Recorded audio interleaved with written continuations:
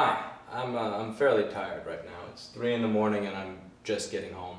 We had a $3,926 day today, and the reason this is impressive is not because it's the most I've ever made. It's because this did not have to do with sale of parts, sale of computers, sale of contract services or anything. This was solely us being brought broken shit and us giving people back stuff like this that was broken but in working condition, and that alone by itself amounting to $3,926, which is pretty fucking cool. But it has the side effect of me looking like and feeling like a complete zombie. So the topic that I have today is when to fire your customers. I've touched on this a little bit in previous videos, but I want to go a bit more in depth with this video. I want to get across an important point about firing clients. A lot of people think that when you're getting rid of a customer that you've lost an opportunity. I now do not have an opportunity to make this money. But that is not how it works. It's not that simple. The reality is that once these people start taking up your time, you're now losing opportunities to make other money. You may let one phone call go to voicemail that you should have picked up, because that's going to be the phone call that makes you $10,000 or $20,000 or $30,000. But you're unable to pick up the phone because you're dealing with somebody like the person I'm going to describe in this here review that I'm going to read. You have to see it not as a lost opportunity, but rather as a gained opportunity. And I know that watching money walk out the door or pushing money out the door may seem very, very difficult to do. Even if this person is a royal pain in the ass, even if this person has driven you nuts, it sometimes hurts to push money away. But I need you not to see it as money you've pushed away, but rather as money that you've brought in. Because when this person is not present, you can now focus on what is present. I had a friend named John who had a very, very good way of saying what I always felt and what I always practiced but could never quite put into words as clearly. And I'm going to paraphrase because I haven't spoken to him in a while. It went something like, you'll notice that 90% of your problems are caused by 10% of your customers. And that's only acceptable if that 10% of your customers are making you 90% of your money. Again, I'm paraphrasing on the percentages, but it's a very, very good point. And I'm going to try to demonstrate this to you through a review that I read of another business. Again, this is not a review of my business, so I try to keep this very unbiased. I don't try to make these videos where I'm pointing out things with reviews about our business, because obviously I'm biased to defend my business. I'm not really biased to defend this business that's thousands of miles away. I'm just using it to illustrate a point. So I'm going to post this review. You can take some time to read it. Fast forward about 1 minute ahead and you'll get to my commentary.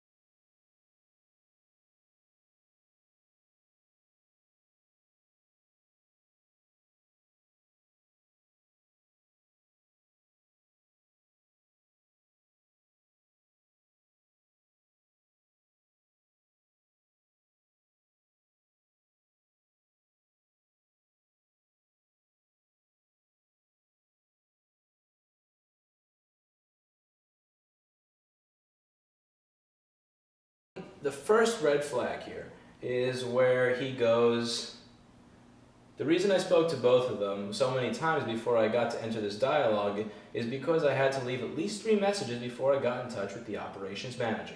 He seemed baffled that I want to establish a personal relationship with somebody for my professional clients' very expensive equipment containing their valuable data instead of going through the website. Blah, blah, blah. It's just a hint that I'd like my hand held a little bit. Here are 2 red flags that you need to be careful of. The first red flag is going back to that other video where somebody has to speak to the owner. They must speak to the owner. They must speak to a manager. All that bullshit. We're like, I want to speak to the owner. The entire point of setting up a business with good employees is that you will never have to speak to an owner. I've also read other reviews where customers have said, why can't I speak to the owner? What do you mean he's not available and he doesn't have a phone service? Isn't that why they have cell phones? Well, guess what, asshole? Isn't that why he has employees? So the owner doesn't have to speak to you? If somebody immediately demands, to speak to a manager or an owner, red fucking flag.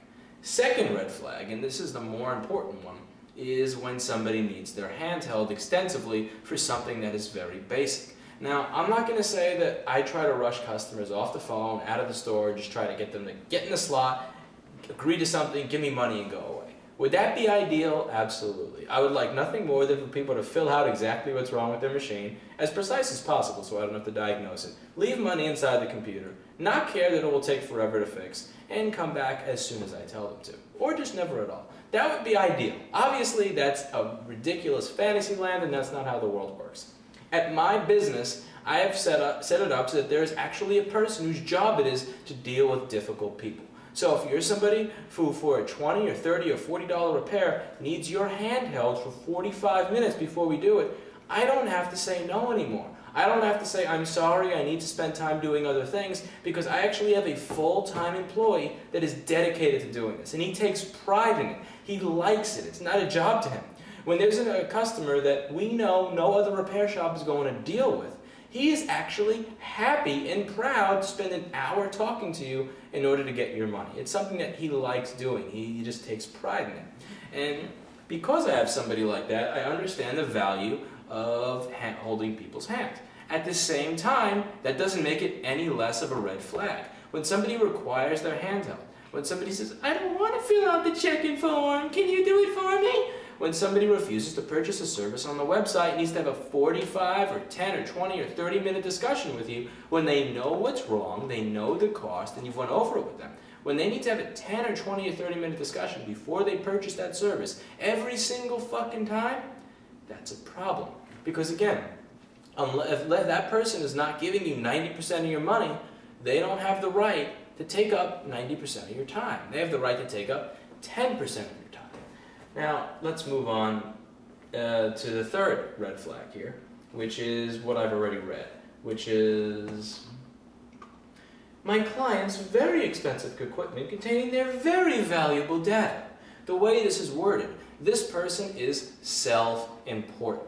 When somebody has a gross, inflated sense of their own importance, they are, and this doesn't have to do with this business, this goes with every customer in every field.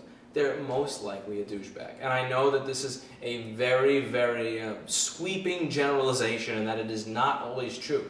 There are a lot of times where people actually do have something really, really fucking important and they really do need it handled properly. I know that this is a sweeping generalization, but it is also one that very often is very correct. When somebody has an extreme sense of their own importance, they are usually a douchebag. And unless they're making you 90% of your money, you need to tell these people that they need to go away. Moving on. It also says, I was explicit that this was an audition for our Apple business, which gets not insignificant traffic.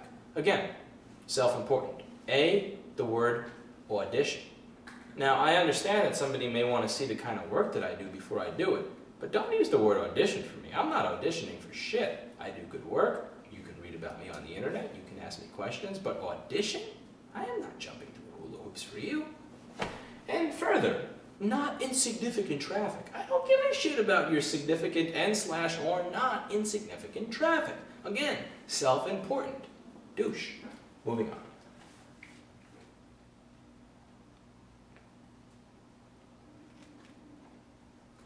The bad news. I didn't hear about it until the package was already back to the office. They forgot to call. I got a paid invoice and guess something was wrong. It was explained to me that I waived my confirmation call by writing expedite on the box, which I'd done on the phone rep's advice. So this guy calls numerous times to set up one job. He calls several times. He writes expedite on the box. He wants this shit done as quickly as possible. And he becomes surprised when they seek to get this thing the fuck out of their shop as soon as possible.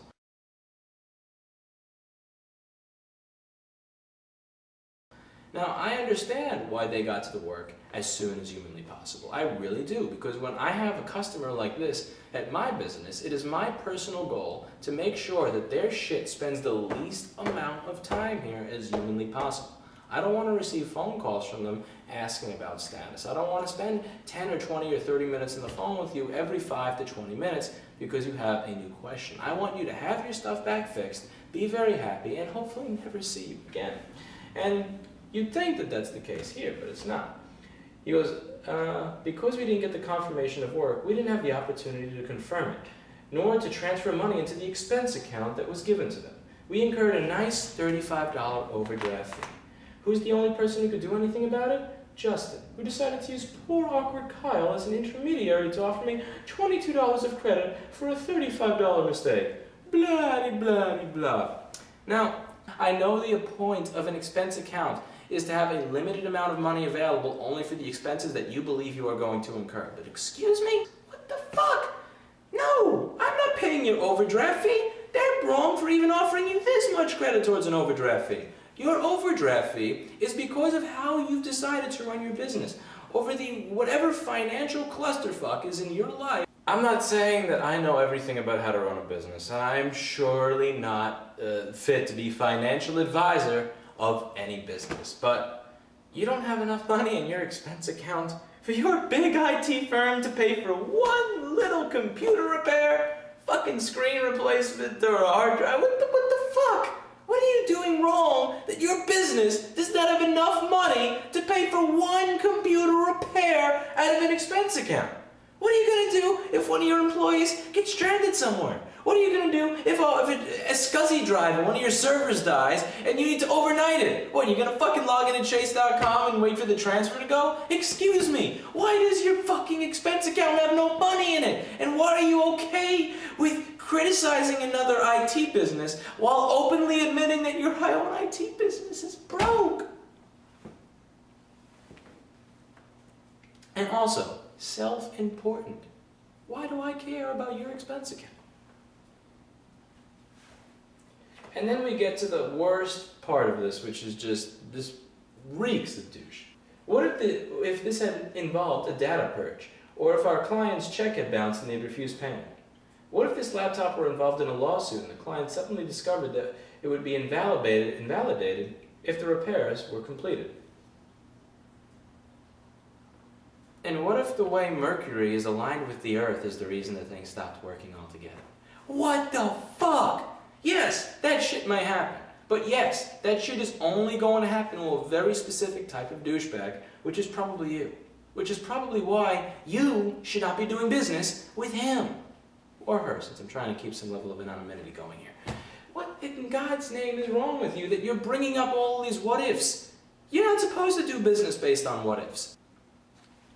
What-ifs tell you that somebody is most likely going to become a problem. What-ifs are a great indicator of whether somebody is paranoid. What-ifs are a great indicator that somebody may have OCD. What-ifs are a great indicator that somebody is going to look at their 5-year-old piece of shit when you're done working on it and stare at it for 15 minutes, looking for the little scratch that had been there 4 years before you ever saw it, and use that as an excuse to not pay you for your work. What-ifs are a great sign that this is somebody that you probably shouldn't be doing business with. Ending this with just the most dickish of quotes. They've lost the 5 to 15 monthly Apple hardware jobs we were going to send them, however, which adds expense we have to pass on to our clients. But better expensive and well done than cheap, unpredictable, and rude. Honestly, the attitude toward it transformed what should have been a minor error into a stinging indictment of their management towards customer service, communication, and anything beyond the immediate bottom line. Time to reevaluate, guys. Their attitude towards this person was incredibly healthy because there may very well have been 20, 30, 40, 60, 90 other customers that they weren't able to deal with because they were on the phone holding this person's hand. All they purchased was probably a repair that has a profit margin of $40. There is a good reason that they ignored this person. There's a reason that this is a very, very successful company that's done very, very well in what they do, even though they're in the middle of bumblefuck nowhere. And again, self-importance. They've lost the 5 to 15 jobs that we send, but oh no, I don't care about your number. Don't quote me numbers. I don't give a fuck about how much business you have or how much business you claim to have. I'm not judging you based on how much money you may make me. I'm judging you based on how much of a problem and a pain in the ass that you're going to be. And that's what this very successful company did here. My apologies if my points have not been as clear as usual. Again, I'm very, very tired right now, but I like to make these videos while an idea is fresh in my head, and this is one that was very fresh. And this also looked like a perfect example of what it is I'm trying to demonstrate. So let's go over the bullet points here. Self-importance. The more important somebody makes themselves out to be, where they not just are implying that they're important or they look important. I mean, when they actually go out of their way to explain how important they are, they're most likely going to cause you a problem. When people try to brag about whatever it is they're offering you, like, if you get this right, I'll be able to give you all this other business. There's a lot that I can do for you if you do this right. Again, that's just a bunch of high fives and circle jerk crap that most of the time does not come true. A lot of people do like to make believe they are more important than they are, and they show you all the things they can do for you, all the doors they can open for you, all the success they can bring you, and a lot of the times they're just frankly full of shit. Another point here is the hand holding. When somebody cannot have something done without you specifically holding their hand for a high period of time, you need to make sure that what they're paying you is worthwhile. If I'm getting a contract with a school that's going to be sending me $30,000 of gross income repairs per month, I will spend 6 hours on the phone with you every single day. I don't care. But if you're coming to get your iPhone fixed and it takes you more than a half hour to fill out the check-in sheet, I'm going to tell you to take this iPhone over to somebody else who is totally okay with making 50 cents a minute to deal with your crap while paying rent, employees, and everything else. Be very careful who you choose to do business with in the long term. Be very careful what your policies are when it comes to firing clients. Firing clients is not about losing business. Firing clients is about the amount of other business you will lose if you keep this one motherfucker here. I used to fire a lot of people. As I explained, I have somebody who works here now whose job it is to try to retain difficult people. So obviously, I don't have to fire as many people because he's just going to be sitting there doing nothing. If I don't have any difficult customers, that will mean that my employee has sat there and done nothing but read Reddit all day. And I don't want that to happen. But I also have to be careful of the volume of difficult people I give him, and also have to look at the amount of money each one of these difficult people will be bringing to my business. If he has the capacity to deal with 15 difficult people a day, and I have 4, I may throw another one on there if there's a chance to make $200 or $300. But if I have 60 difficult people to deal with in a day, I'm obviously not going to take all of them on, because then I'm not going to be able to deal with all the other customers who may be willing to give me money without being a royal pain in the ass. Think about this when you're firing clients. Don't think of it as a lost opportunity. Think of it as a gained opportunity to deal with somebody else. Think of it as, I am now free to make money without dealing with hardship.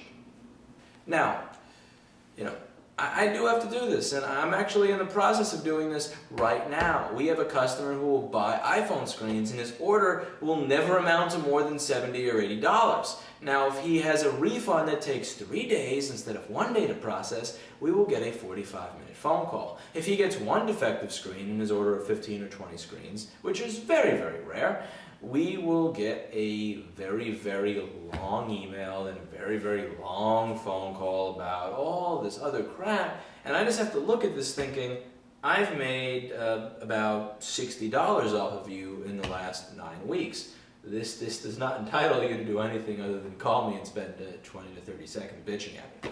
And again, maybe I'm just not somebody who understands customer service. I like to think differently from how I treat people, and I like to think differently from how much I give away to people who I know are never going to spend money with me. But sometimes I just think I don't really understand it. But I did have to fire this person. I referred him to a neighboring business. I hit the little delete button on our website for his account because I don't want another order where I'm going to make $6 off of you, but then you take up 40 minutes of my receptionist's time. This also does happen to be a person who will berate somebody when it's a woman on the phone, but funnily will not berate myself or the salesman when we're on the phone, and he'll kind of turn into a little chicken shit or a bitch when he starts talking to one of us. And sometimes we'll even have this guy on speakerphone when he starts ranting off on the receptionist, and she has a little bit of an accent, so she's kind of an easy target.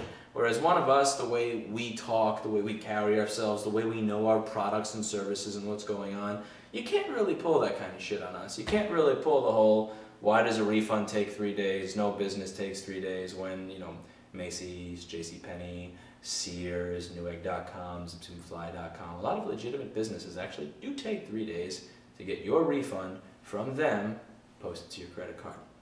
But I digress. Sometimes you simply need to fire clients. And it's something that I do on a daily basis. And it's something that you should also do. Because in the amount of time that we don't spend dealing with this one fucking jackass, I very well could be dealing with somebody that's going to make me thousands of dollars. Or, worst case scenario, I may just be dealing with regular people that are going to make me 20 to 40 bucks here and there, who are pleasant. And either way, I can live with that. Now I know what you may be thinking by this point. I'm not going to throw away business. Why would I listen to some profanity-spewing, unprofessional asshole with an unbuttoned shirt?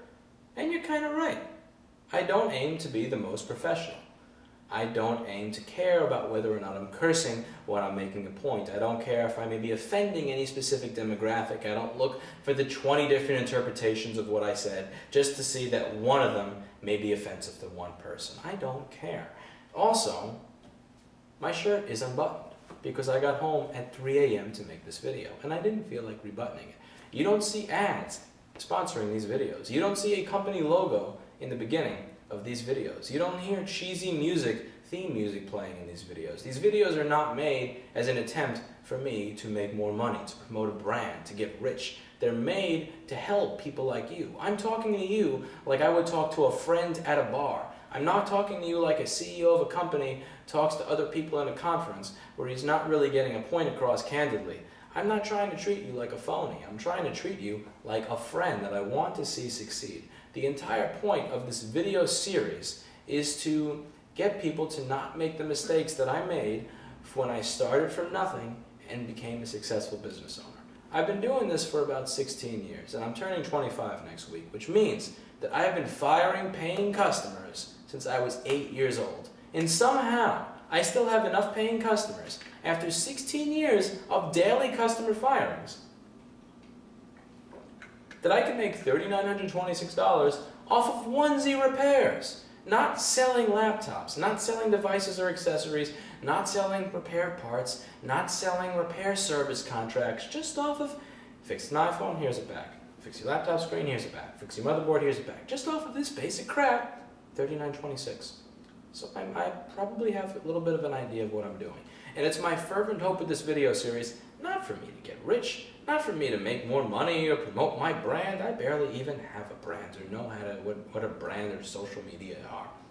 My hope with this video series is that tomorrow you don't make the mistake that I made today. Tomorrow you don't make the mistake that I made yesterday, and that tomorrow you make so much money off of knowing what you're doing, off of knowing how to not repeat the mistakes that I've made, that you make my $3,926 look like dog shit. My goal is for me to be going to you for a business loan tomorrow. For you to be firing me tomorrow. That's my goal, and I hope to hell that you achieve it.